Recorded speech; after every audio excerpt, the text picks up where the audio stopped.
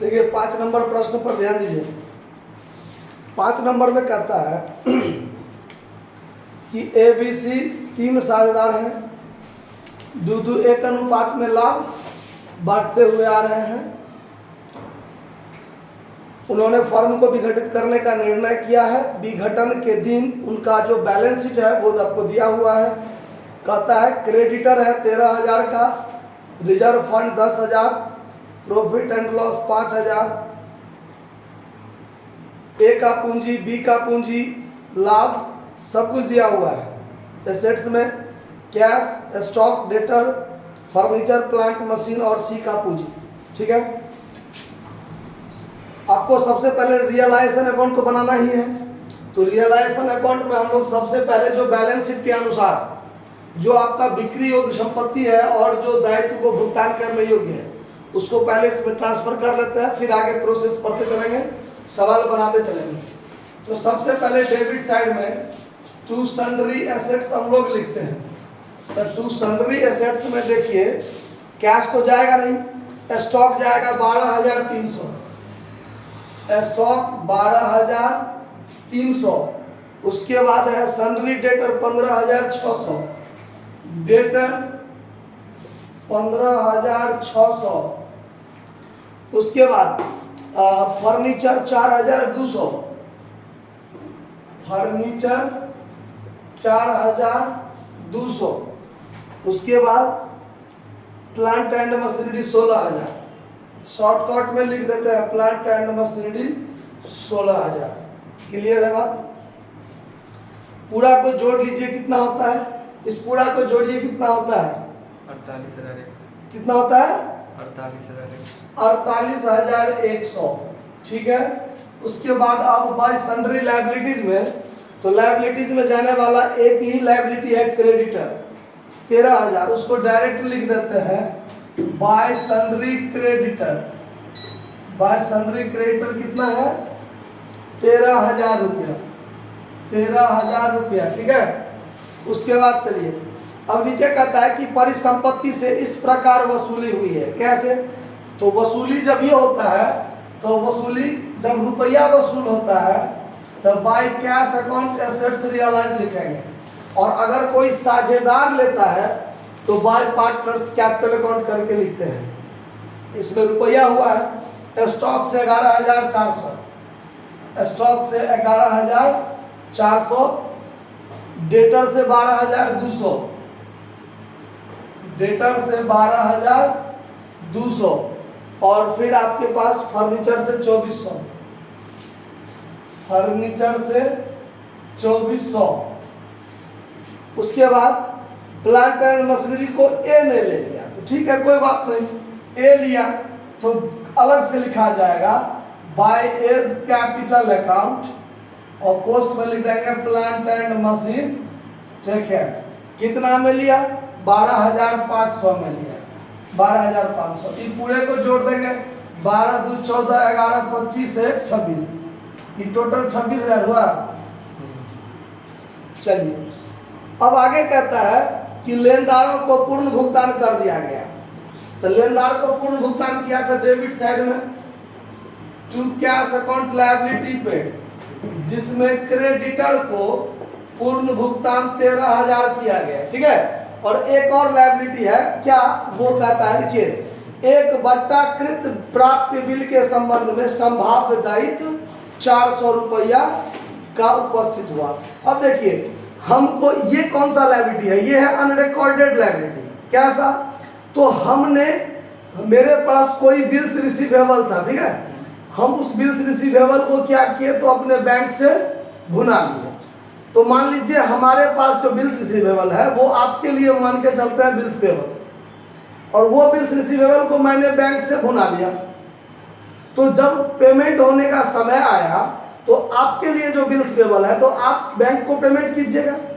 अगर आपने टाइम पर बैंक को पेमेंट नहीं किया तो बैंक कहाँ आएगा दौड़ के मेरे पास कि आपका जो बिल्स पेबल वाला आदमी था जिसके बदले में आपने हमसे बिल्स रिसीवेबल भुनवाया था, वो कहाँ दिया हमको बिल का पेमेंट।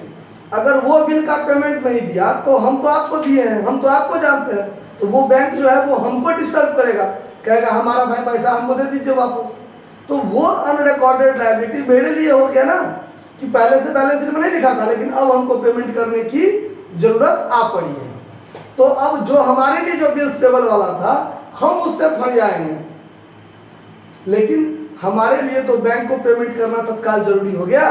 तो ये अनरिकॉर्डेड लायबिलिटी है, ये अनरिकॉर्डेड लायबिलिटी के रूप में 400 रुपया का भुगतान करना पड़ा, यानी 13,400 का भुगतान करना पड़ा।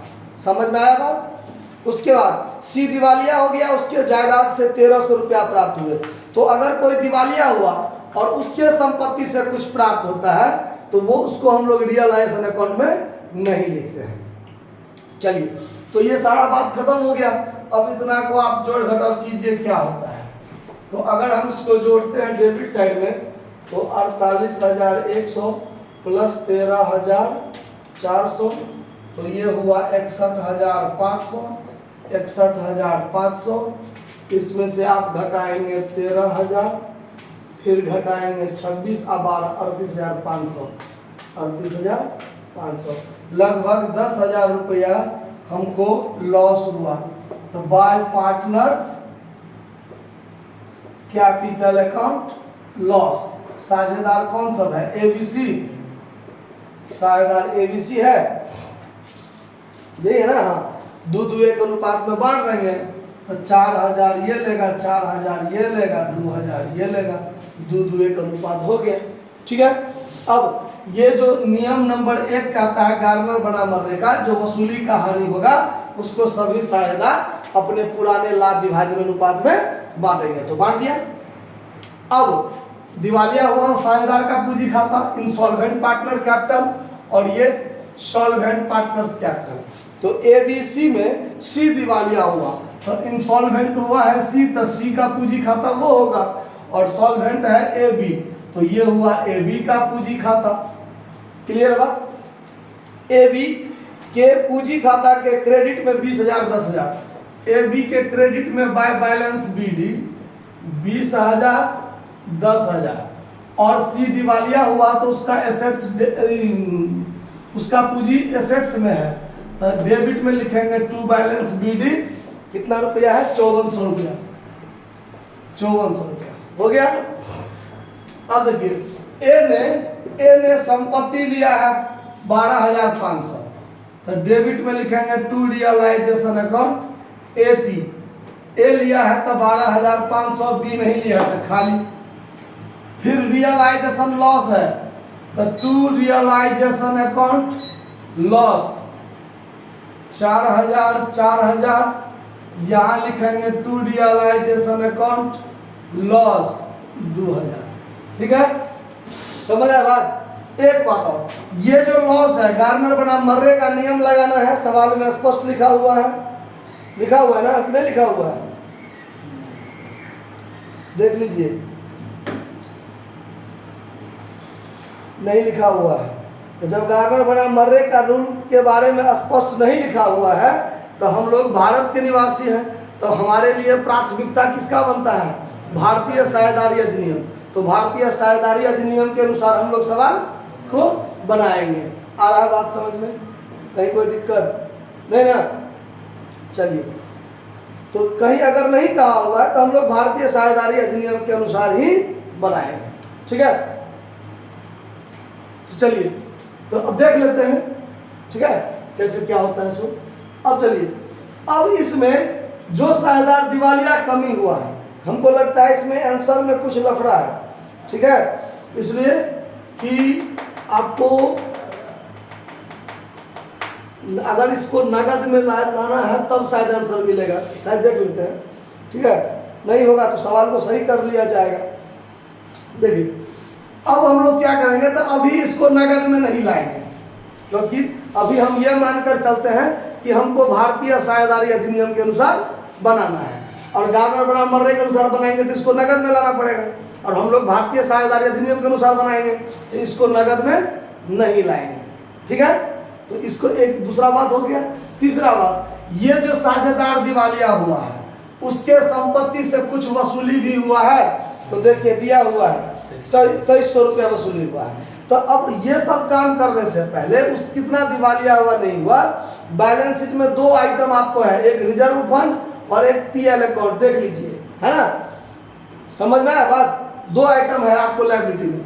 तो अगर उसको हम बांटेंगे तो बाय रिजर्व, जनरल रिजर्व है कि क्या है, रिजर्व फंड है, तो बाय रिजर्व फंड यहाँ भी लिखेंगे, बाय रिजर्व फंड यहाँ भी लिखेंगे।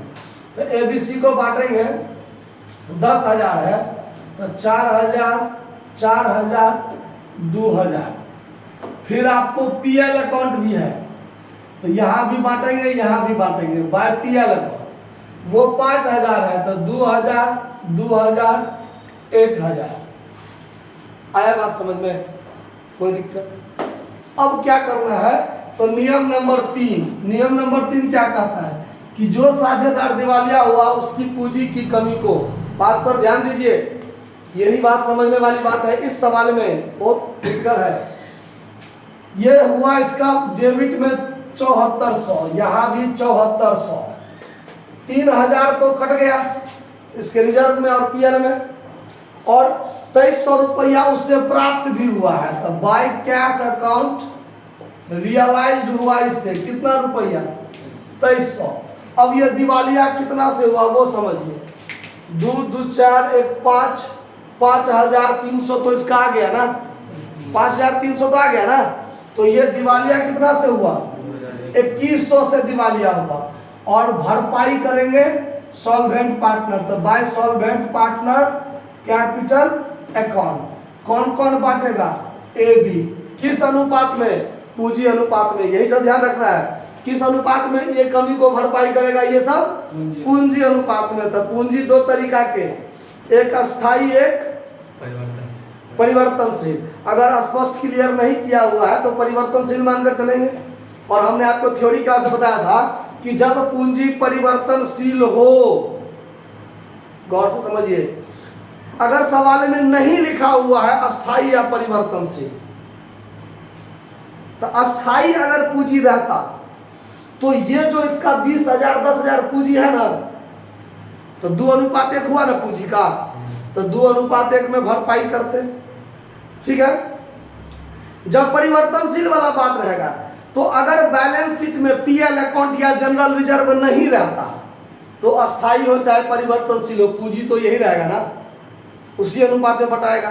लेकिन अगर बैलेंस शीट में रिजर्व और पीएल जैसे कि दिया हुआ है, तो इस दोनों को जब हम बांट लिए आपस में, तो इस दोनों को यदि हम जोड़ लेंगे तीनों को, तो 20, 4, 24 और 1 26, तो 26,000 हुआ किसका, ए का, और 10, 4, 14, 2, 16, 16,000 हुआ किसका, बी का। इसको काट दीजिए, 2 से काटिए 13, 2 से काटिए 8, यानी 13:8 में भरपाई करेगा ए और बी। आया बात समझ में? ये बात को समझने के लिए हम आप लोगों को बोल रहे हैं कि जब पूंजी परिवर्तनशील हो तो कैसे मानेंगे कि पूंजी परिवर्तनशील है। तो अगर बैलेंस शीट में पीएल अकाउंट के साथ साथ जनरल रिजर्व, पूंजी, ये सब दिया हुआ है, यानी पूंजी है ही, जनरल रिजर्व, पीएल, ऐसा भी कुछ आइटम दे दिया है बांटने वाला, तो उसको आपस में जोड़ लेंगे, जोड़कर जो अनुपात बनेगा उस अनुपात में वो कमी का भरपाई करेगा। समझ आ रहा बात? तो अभी अगर हम देखते हैं कि अगर हम गार्नर बनाम मर्रे का नियम नहीं लगाते हैं तो ये 4,000 4,000 इधर अभी नहीं लाया है, छोड़ के चलेंगे, तो ये उसको वैसे भी छोड़ के चलेंगे, तो ये 3 आइटम को आपस में क्या कर लेंगे, जोड़ लेंगे। तो इसका हुआ 26,000, इसका हुआ 16,000, तो 26,000 अनुपात 16,000 में इस कमी को भरपाई करेगा। तो 13:8 में करेगा, तो 13:8 21, तो 1300 भरपाई ये करेगा, 800 भरपाई ये करेगा, 2100 ये है ना, समझे बात। और उस चीज को यहाँ लिखेंगे, to C's capital account, to C's capital account, यानी टू ये इंसॉल्वेंट पार्टनर कैपिटल अकाउंट, यहाँ 1300 और यहाँ 800 ये भरपाई करेंगे। समझ में आ रहा बात कि कहीं कोई दिक्कत है? अब इसको फाइनल पेमेंट कीजिए, तो 26,000 ये हुआ, 26,000 में से 12, 4, 16, 17,800 घटाइए, 17,800 घटाइए, आंसर होता है 8,200, और जबकि आपका आंसर है 12,200। समझे बात? मतलब कि आपको आंसर, अगर हम भारतीय साझेदारी अधिनियम के अनुसार बनाते हैं तो यहाँ 8400 पेमेंट आता है, जबकि पेमेंट 8400 है, कितना है 8200, 8,200 आया, आंसर में है 12,200। तो कहाँ से ये जो 4,000 लॉस है इसको साझेदार नगद में लाएंगे by cash account realisation loss. यानी अगर हम यहाँ 4,000 कर दें तो इधर 4,000 ज्यादा पेमेंट होगा कि नहीं होगा? तो यहाँ पर 12,200 पेमेंट होगा ना। तो ये सवाल का जो आंसर दिया हुआ है वो गार्नर बनाम मर्रे के सिद्धांतों के आधार पर आंसर दिया है। समझ में आया बात? समझ में बात? अगर हम भारतीय साझेदारी अधिनियम के अनुसार बनाए तो बस ये चीज नहीं देंगे, नगद लाने वाला बात, बाकी सब कुछ होगा। ठीक है? तो अगर आपको आंसर मिलाना है तो by cash account realisation loss दीजिए, टोटल कीजिए, तब पेमेंट कीजिए, आपको आंसर मिल जाएगा। आप सवाल के आगे लिख दीजिए कि गार्नर बनाम मर्रे के नियम के अनुसार बनाना है, तो हम लोग गार्नर बनाम मर्रे के अनुसार बनाएंगे। तो ये हो जाएगा 30,000, यहाँ 30,000, तो यहाँ 12,200 पेमेंट आपको आंसर मिल जाएगा to cash account final payment. और ये 16/4 20,000 और 20,000 यहाँ देंगे, तो 20,000 में से 4,000 गया तो 16,000, 15,200 इसको पेमेंट हो जाएगा। समझ आया बात? अगर गार्नर बनाम मर्रे का नियम नहीं लगाएंगे तो यहाँ 4,000 कम होगा, तो यहाँ 4,000 कम पेमेंट होगा। समझ आ रहा बात? कोई दिक्कत? तो गार्नर बनाम और भारतीय साझेदारी अधिनियम के अनुसार दोनों एक ही अंतर है कि ये नगद नहीं लाएगा। भारतीय साझेदारी अधिनियम में नगद नहीं लाएगा लॉस, और गार्नर बनाम मर्रे में ये लॉस नगद में लाएगा। ठीक है? बस हो गया। अब आप कैश अकाउंट बनाइए, तो यहाँ पर आप ट्रू बैलेंस बीडी कीजिए। तो बैलेंस शीट में कितना बीडी था? 4,500। आपने इसमें कितना वसूली किया? 26,000। तो यहाँ लिखिए 26,000 to realisation account assets realise. इधर नहीं है, इधर by realisation account liability paid कितना था? 13,400। इसमें 2,300 रुपया आया सी से, टू सीज कैपिटल अकाउंट 2,300 रुपया आया। यहाँ पर देखिए 4,000 आया ना, तो टू एज कैपिटल आया 4,000 डेबिट में, टू बीज कैपिटल अकाउंट आया कितना? 4,000, और पेमेंट हुआ तो इधर by A's capital account final payment हुआ 12,200, और बाय बीज कैपिटल अकाउंट फाइनल पेमेंट हुआ 15,200। दोनों साइड जोड़ दीजिए, आपका आंसर मिल जाएगा। देखिए कितना होता है जोड़ के, 25, 15, 40, 41,000 हुआ, 25, 15, 40,800 होगा सर, 40,800। ठीक है? तो इधर भी आपको 40,800 होगा ही होगा। समझ में आया बात? कहीं कोई दिक्कत? मिल गया ना 40,800 दोनों साइड? आंसर नोट कर लीजिए। धन्यवाद।